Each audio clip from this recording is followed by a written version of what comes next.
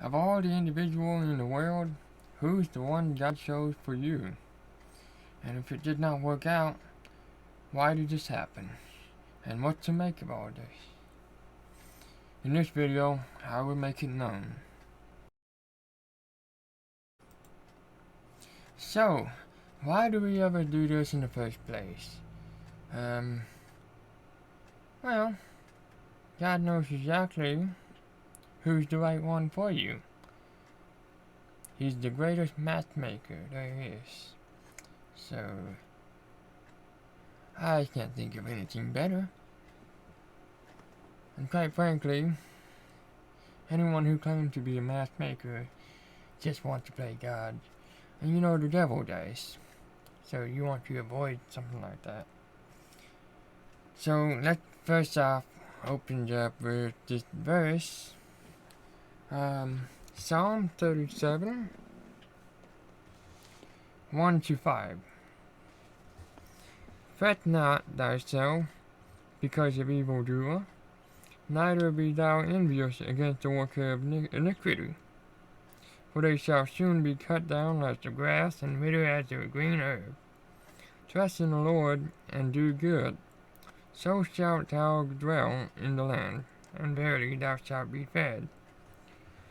Delight thyself also in the Lord, and he shall give thee the desires of thine heart. Commit thy way unto the Lord, trust also in him, and he shall bring it to pass. So notice that there's three things that are required of us: to trust in him, delight in him, and to commit our way in him. So this is it's important. Is that if you're waiting to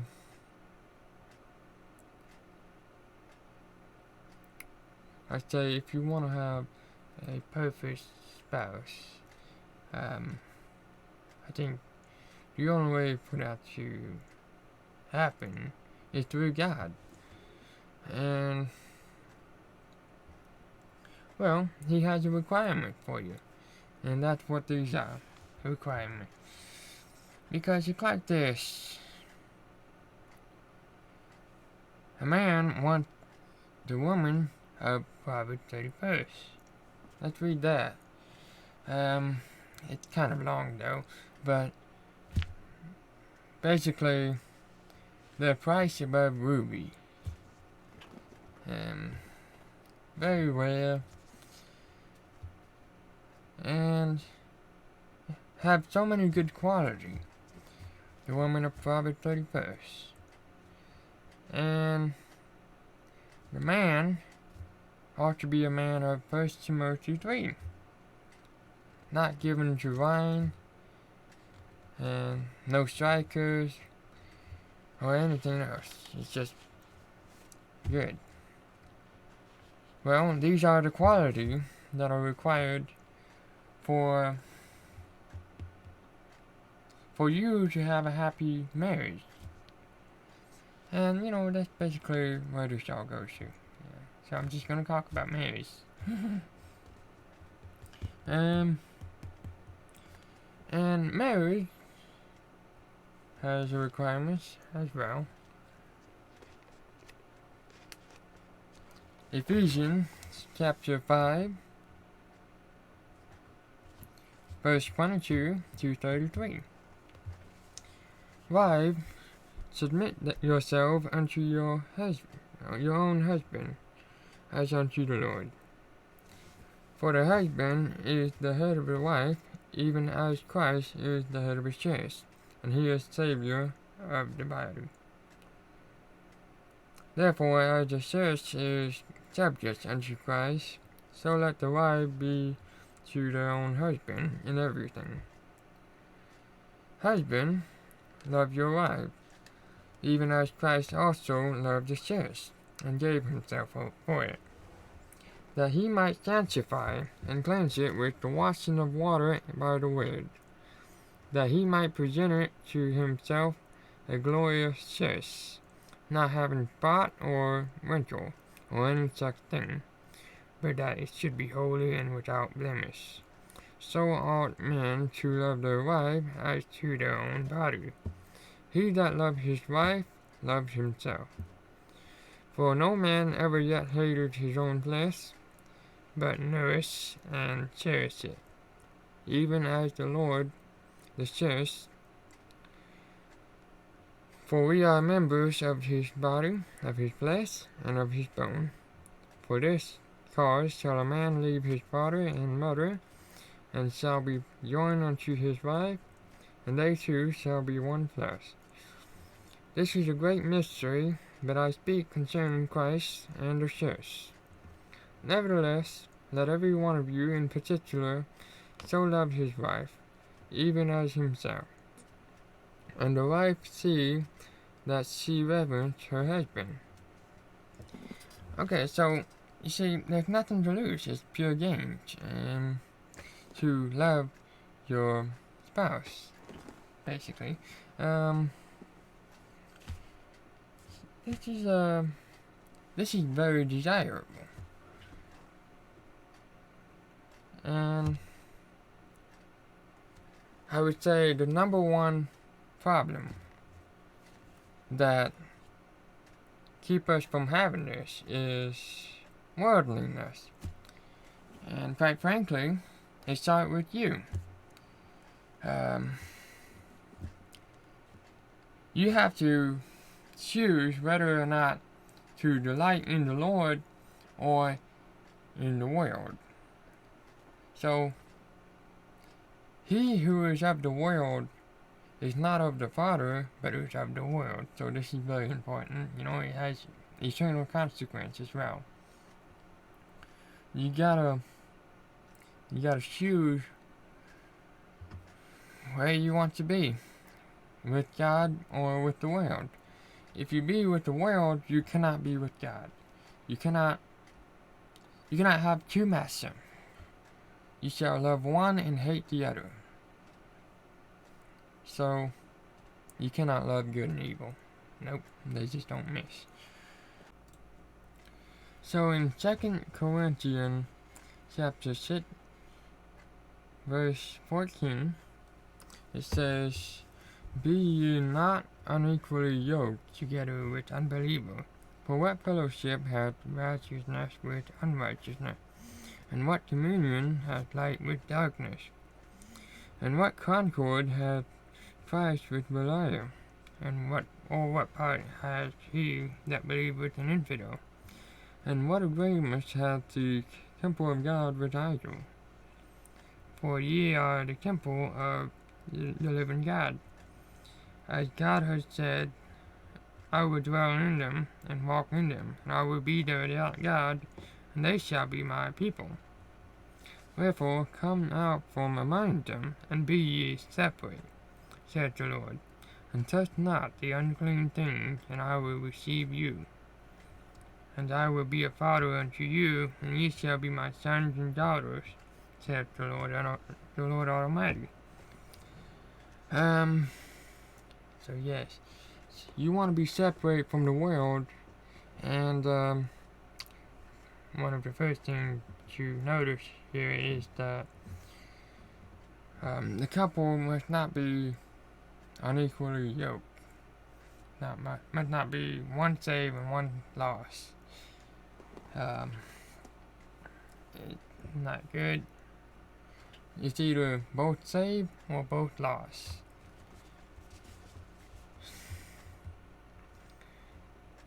You know, because light and darkness don't really go well together. And that's sort of how I describe it. And so you have to choose whether or not you are on God's side. And you can't pray the sinner's prayer and live in constant sin and still go to heaven. You cannot do that. It's a false religion. If you're saved and you're a Christian, you must forsake all the ways of this world. Turn from the wicked way. You must forsake these things. Forsake the worldly principle. Because God's path is extremely narrow. Okay, it's like, I believe it's like a pinpoint destination that you're trying to get to. You are always going to fall off. You know, you're always going to fall off the cliff. But, because of Jesus, He'd bring us back up. And you gotta keep going on a straight path. If you fall off and you continue to do it, you're gonna die. I want to share with you all my testimony on this matter. Well, when I was a little kid, there was this little girl that I really liked, and you know, I just really like her. From church, I have to mention, and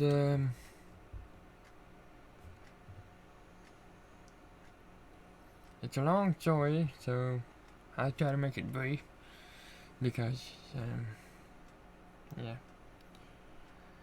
Let me think.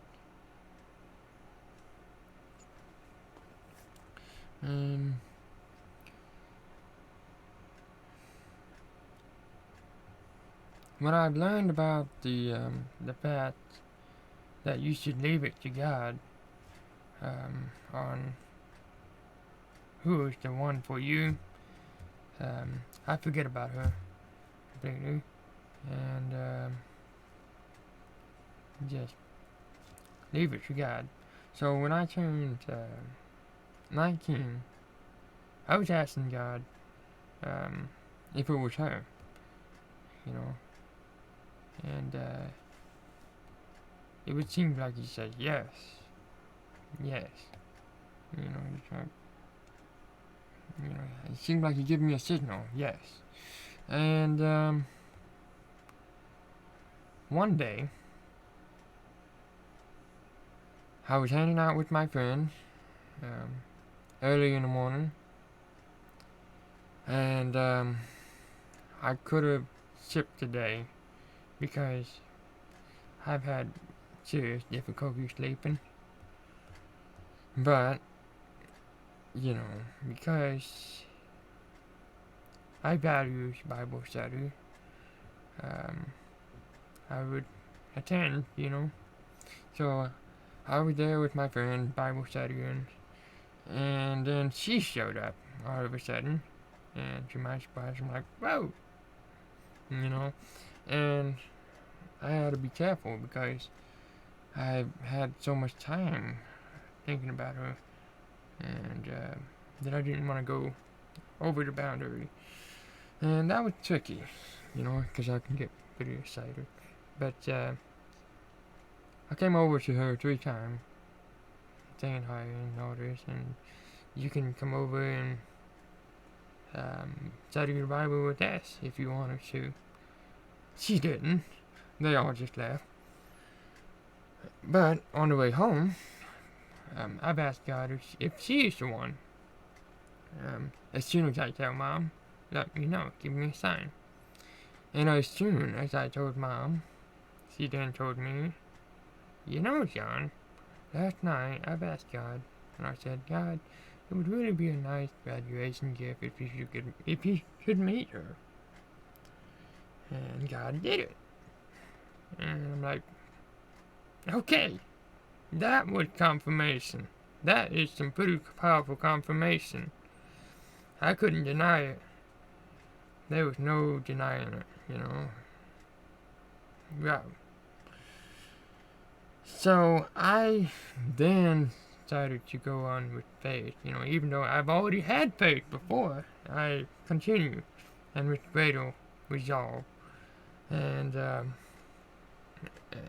even then, over time, you can start to forget and you doubt, you know. But then I look back and I'm like, why did I start this in the beginning? It's because there was a sign. You can't deny that, remember? I'm like, oh. right? Um, so, I believe God with all my heart, and I've waited and I've waited. I don't get to see her, um, until one day. But one thing I could mention is, it was on the 18th day, and 3 days later it was my graduation ceremony. So I thought, wow. But, a year minus 18 days later, um, there was, an event, and, I've attended with my mom, hoping that she'd be there. As usual, I would hope. Hope. It gets deferred many times, but not this time. She was there, and I was so happy. I was so happy. I can still feel that old feeling, just thinking about it. How I was feeling, heart pounding and everything. I was so happy.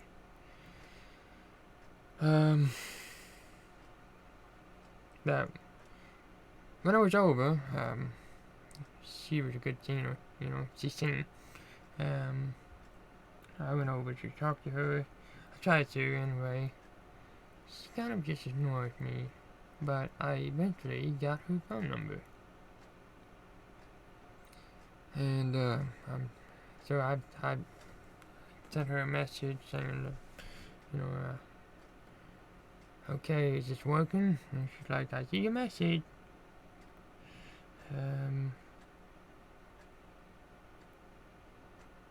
I don't text much, but I hope you have a good day. Silly enough, you don't. But, more like never. That was the last time. And, I'm not sure what the deal was. But then the next 8 months, nothing makes sense.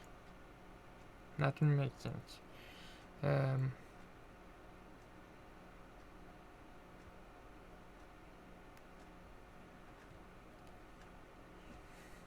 She thought she blocked me, and I just don't understand it. Why did she do that?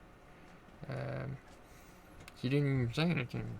She did not talk to me directly, even though I keep trying to. So the first time she blocked me, I don't understand why. And,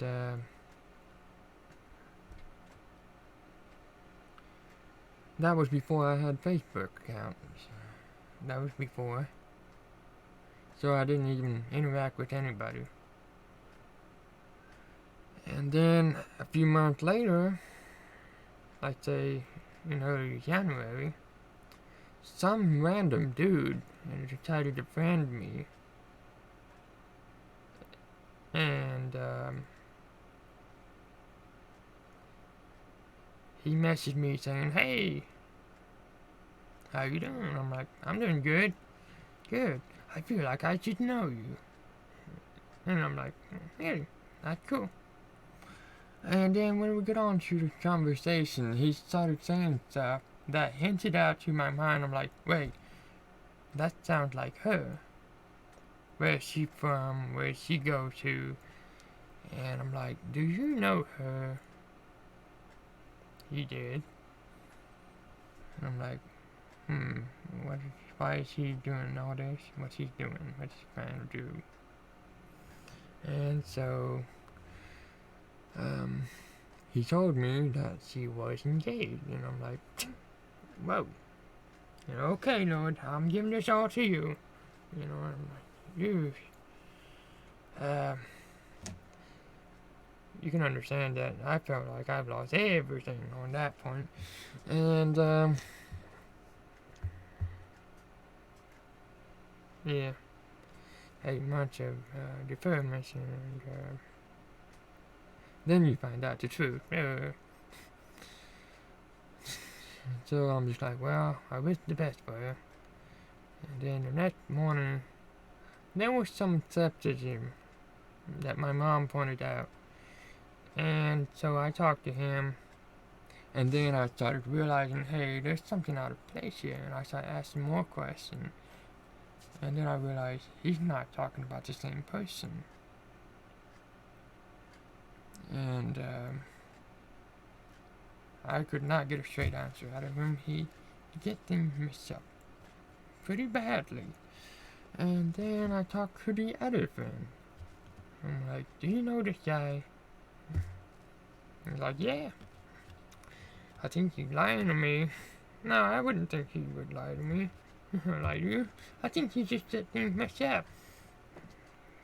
Possibly. He got it very badly mixed up. He got the name of two people to be exactly the same, when in fact they're different. And I'm like, whoops. So she wasn't engaged. And I'm like, shoo, okay. I mean, Marie. So what was I supposed to think? Later on, I realized I could make a different kind of account.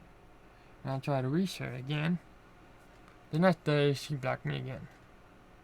I sent her a message saying everything that I think about her, all the good things, like she's blessed of God and everything. That morning, the next day after I came home from work, she blocked me from that account too. Didn't say a word. I'm like, what in the world? It did not make sense. So I sought out for answers, and then her sisters told me everything.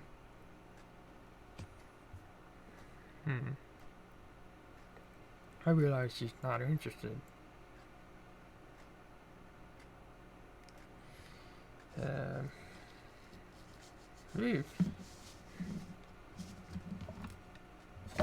I'm like, what is this supposed to mean, you know? Is it to end? Is the gate closed? So it is. You see, God would not override anyone's free will. Alright? He won't override mine, but I can't, and he can't override hers. She's not interested, and she's not acting right. I mean, I look back at all this and I'm like, in the past 8 months, she's not said anything but block me. I say that's rude. I say that's unchristianly. She's supposed to be a Christian who loves God, but she can't even regard anybody like that. Can't regard kindly. So I'm just like, well, if you can't love your brothers, you can't love God. And if you love the world, you're not of God. I did not want any of this. All I wanted is the right one that God chose, the one He has in mind for me. The one who loved God with all her heart, with all her mind, with all her strength, everything. That's what I want. That's what I specifically asked for. The woman of Proverbs 31st. And all the while I work on being the man of 1 Timothy 3. And if she wasn't doing that, but she has an idea of her own, then I just say, okay. Then, you know, he would close the door. He closed that door. It seems so. And I can't seem to have anything to say otherwise. But, you know, it's like this. You go through, after all this, it's going to come to an end. Huh. I've had faith. I held on to faith. I believe God. And she's not interested. But okay. It would make sense that he would close the door. And then what? You know, it's like Job, he lost everything. But then, after this patience, God restored him manyfold. Manyfold.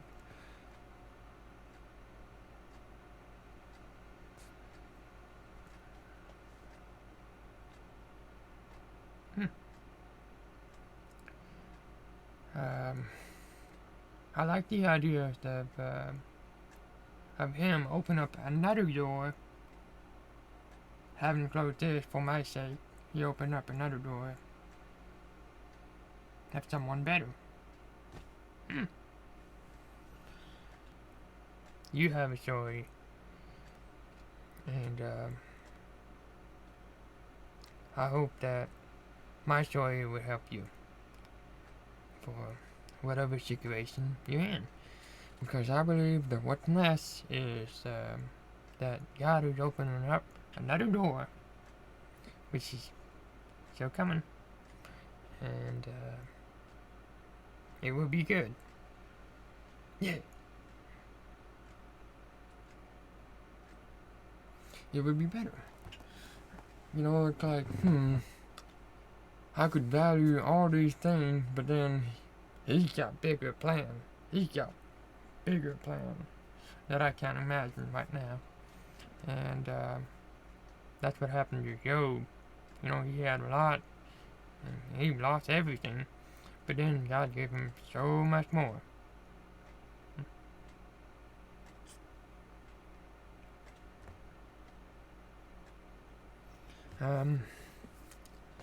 Well, I love y'all.